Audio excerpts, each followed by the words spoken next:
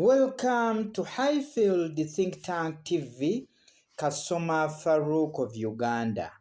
Today, we are going to look at the key things you need to consider before buying a house. Of course, we know many people want to buy a ready finished house. But of course, you need to consider some things before buying. So we are saying today, house ownership can be a smart long-term move, but you want to know what you are getting into. Purchasing property is a major milestone that tops many people's lifetime to-do lists. But of course, there are key issues you need to consider before buying a property or house.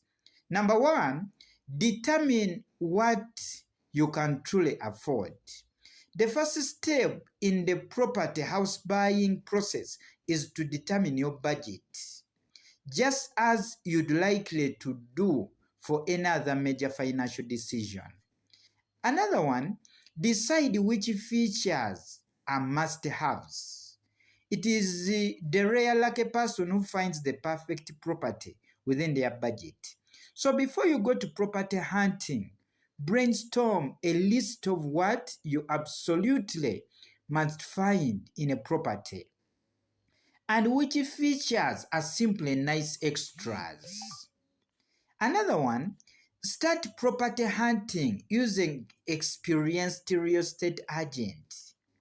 Browsing online resources for available properties in your neighborhood is a good place to start and can help confirm whether your budget and house must-haves are reasonable in light of what is for sale. This is also a prime time to decide whether you'll hire a real estate agent if you haven't already. While you are under no obligation to do so, there are several potential benefits to working with one. First of all, an agent can provide access to more home options than you'd likely find yourself, as well as setup. Another one, verify the title. The buyer should verify the authenticity of the property. Check whether the seller has a right over the property, or if the property is not having a caveat. Take the first step to check the title deed of the property and approve the plans of a structure which you are going to buy. This can be done through obtaining property search report from the land district offices. From the search report, confirm whether the land is in the name of the seller and that he or she has the full right to sell the land.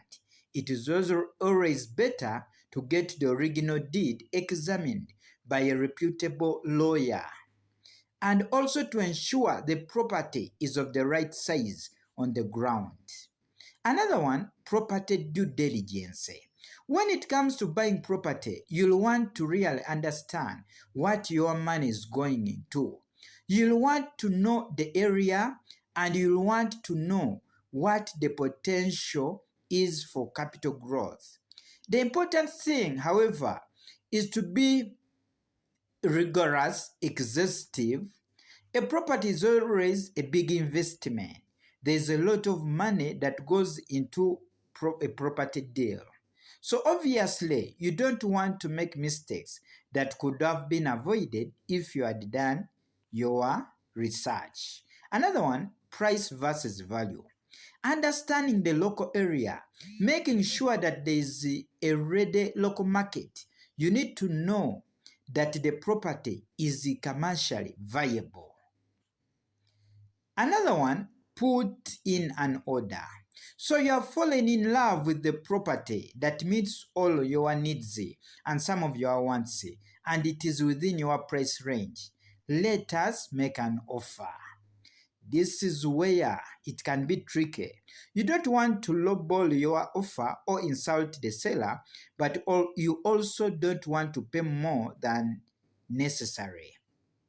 So how do you land on the ideal number? While there are no hard and fast rules, a few factors can help inform your decision. First, look at the other property sales in the area. Is the house you want priced reasonably in comparison? Did other homes sell for less or more than the asking price? Then, another important issue, review the purchase agreement. Once the seller has accepted your offer, before you sign on the dotted line, you should make sure that you review the contract thoroughly and understand every single clause. Review all the closing costs, the ones you have hopefully saved up to 3% to pay for, which might include an attorney's fee, title search, and partial property taxes before you sign the contract. Sign the papers. Before the big day, you are entitled to walk through to confirm that nothing has changed since the inspection. After that, make sure that have all the money required for the closing, and then you pay for the property. Thank you very much.